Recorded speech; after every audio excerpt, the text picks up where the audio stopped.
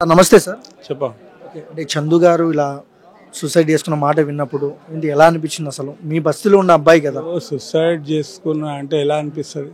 బాధ అనిపిస్తుంది. అంటే మీ బస్తీలో ఉన్న అబ్బాయి కదా. అదేనే ఇప్పుడు మా బస్తీలో ఉన్న అబ్బాయి సూసైడ్ చేసుకుని ఇంకోటి మంచి మూమెంట్ అంటే మంచి కెరియర్లో ఆయన సూసైడ్ చేసుకున్నా అంటే ఎంత బాధాకరం ఉంటుంది.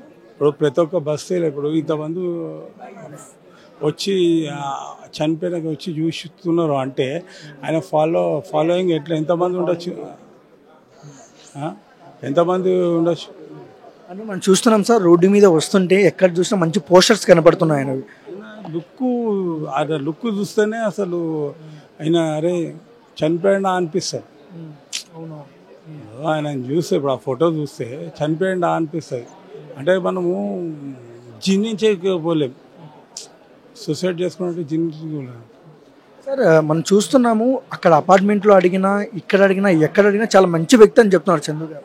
ఎందుకు ఇలా చేస్తున్నారు? ఇప్పుడు ఇప్పుడు ఎట్లుంటుంది అంటే ఒక ఫ్రెండ్ ఉన్నాడు అనుకో, ఫ్రెండ్ కానీ ఫ్యామిలీ మెంబర్ కానీ ఎవరైనా మనం పొద్దున్న లేస్తే లెంబడి ఉండి చేసి అలా ఫ్రెండ్షిప్ రిలేషన్ మంచిగా ఉండి చేస్తే ఇప్పుడు ఒక మనిషి కనిపించకుండా వెళ్ళిపోయాడు అంటే చనిపోయిండో లేకపోతే వెళ్ళిపోయిండో అది ఎంత ఎఫెక్ట్ పడుతుంది ఒక మనిషి మీద.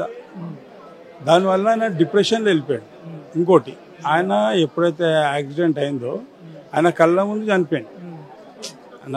చనిపోయింది కదా ఆమె. ఎక్కడో అదే కళ్ళల్లో ఉంటుంది కదా అమ్మ. నా కళ్ళ ముందు ఎవరైనా చనిపోతే అదే కళ్ళల్లో ఉంటుంది మనకి.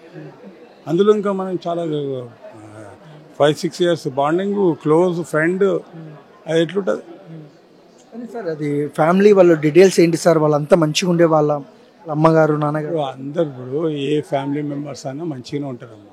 దాని ఆయన కెరియర్ కావాలి కాబట్టి ఆయన తక్కువ బయటికి వెళ్ళాడు.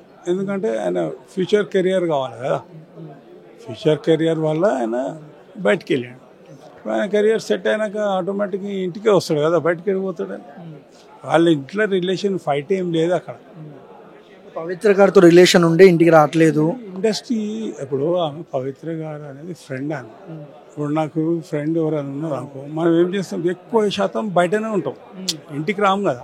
ఎక్కువ శాతం అంటే సీరియల్ షూటింగ్ అయినాక చేసినాక మనం బయటనే ఎక్కువ కలుస్తాం. దానివల్ల కొంచెం వాళ్ళకు కూడా కొంచెం ఏంటంటే డిస్టర్బెన్స్ అవుతుంది సార్. అది సూసైడ్లో ఏం కొత్త ఏం కాదు మనకు, ఎప్పుడో సార్ వింటుంటాం, చూస్తుంటాం, చదువుతుంటాం. సూసైడ్ చేసుకునే వాళ్ళకు ఏం చెప్తారు? నేను ఒకటే చెప్తున్నా, సూసైడ్ అనేది మర్చిపోవాలి, చేసుకోవద్దు. ఇప్పుడు బాధలు చాలా ఉంటాయి, ప్రతి ఒక్క మనిషిలో బాధ ఉంటుంది. ప్రతి ఒక్కరు సూసైడ్ చేసుకుంటే ఇక వాళ్ళ కెరియర్ అలా ఏం లాభం, చదువుకొని నష్టమే కదా. ఇప్పుడు తల్లిదండ్రులు డిగ్రీలు పీజీలు చేసి వాడు సూసైడ్ చేసుకుంటే ఆ చదివిపించేం లాభం? ఇప్పుడు మీ తల్లిదండ్రులు తల్లి కానీ తండ్రి కానీ ఎవరో 2 దెబ్బ కొడతారు. దెబ్బ ఎందుకు కొడతారు? ఏదో తప్పు చేస్తే తిడతారు, మందలిస్తారు. దానికి సూసైడ్ చేసుకుంటే ఏం లాభం మనం?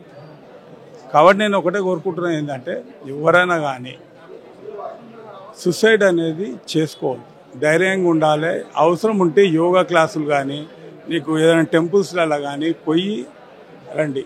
కాబట్టి సూసైడ్ అనేది చేసుకోకండి, మీ కెరియర్ వేస్ట్ చేసుకోకండి. ప్రతి ఒక్క తల్లిదండ్రులను కోరుకునేది ఏంటంటే వాళ్ళ కొడుకులని మంచిగా చూసుకోమని. కొడుకులు కానీ కూతుర్లు కానీ ఎవరైనా వాళ్ళ ఫ్యామిలీ మెంబర్స్కి వాళ్ళు కొట్లాట చేసుకొని వాళ్ళని డిస్టర్బ్ చేయదు. ఇప్పుడు తల్లిదండ్రులు కొట్టుకొని పిల్లలని డిస్టర్బ్ చేయదు కదా. వాళ్ళు డిస్టర్బ్ అయిపోతే ఏమున్నది వాళ్ళకి? అరే ఏంది మనమే మన తల్లిదండ్రులే కొట్టుకుంటున్నారు, ఇక మనకేంద్రా జీవితం అన్నట్టు వెళ్ళిపోతారు. కాబట్టి నేనేంటంటే ఇంట్లో ఏ పంచాయతీ ఉన్నా ఏ కొట్లాటలు ఉన్నా ఇంట్లో పిల్లల ముందు మాత్రం కొట్టుకోవద్దు, వాళ్ళు డిప్రెషన్లో వెళ్ళిపోతారు.